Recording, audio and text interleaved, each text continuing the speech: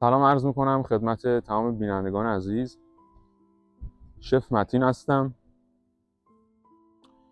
و امروز تصمیم گرفتم که یه ویدیوی آموزشی بذارم واسهتون. این یه جوری به قول معروف باربیکیویی هستش که شما میتونید توی طبیعت وقتی میرید جایی بدون اینکه باربیکیو با خودتون ببرید، بدون اینکه منقل با خودتون ببرید، باربیکیو داشته باشید، باربیکیو درست بکنید. و مهمترین اصلش اینه که شما محیط زیست صدمه نمیزنید. حالا به چه صورت هستین داستان؟ الان بهتون میگم که شما چیا نیاز دارید.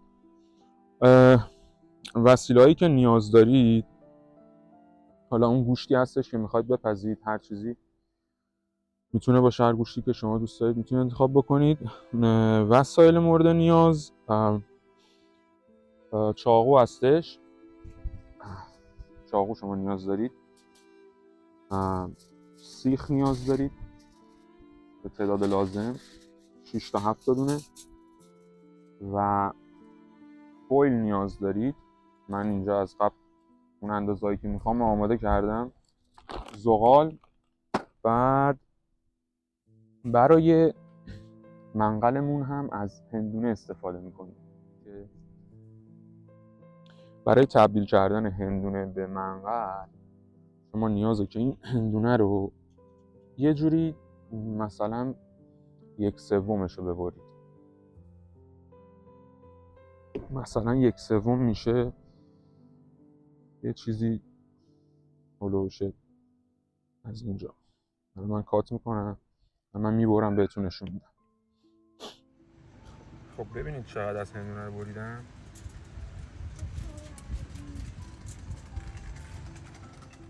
ببینید این هندونه رو اینجوری باید داخلش رو خالی کنید.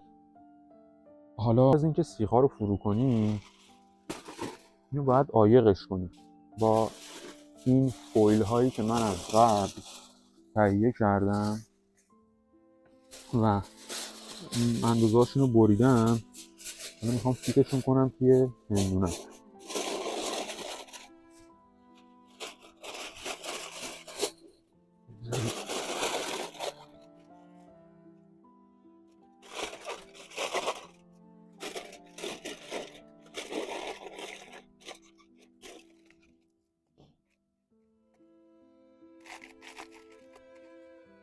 خب اینجوری شد به این صورت. خب این داخل زغال قراره بریزیم. آقا من سیخ‌ها رو زدم به اون صورتی که دوست داشتم که یکسان باشه تقریبا. حالا کاری که میخوام انجام بدم اینه که یه آتیش درست بکنم داخل منقلم.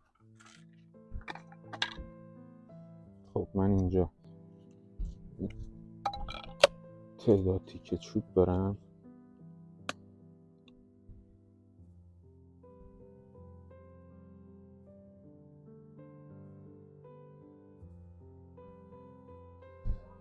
زغالم آماده است، باربیکیوم آماده است.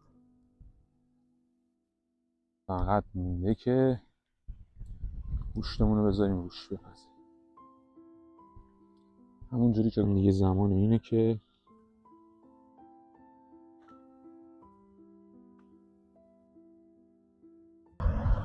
به این صورت بذارید. از این طرفش رو بذارم اول چه ببینم، چون آتیشم هایتر اونجا دوست ندارم پوستش بسوزه.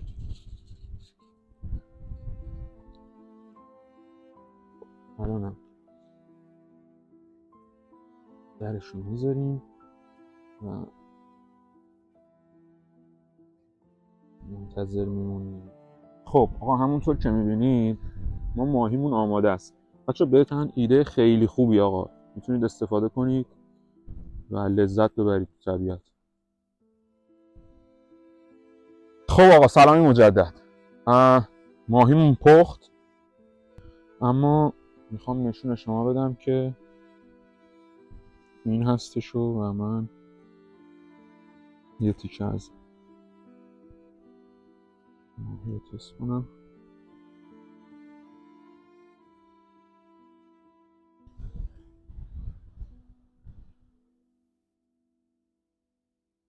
ببین یعنی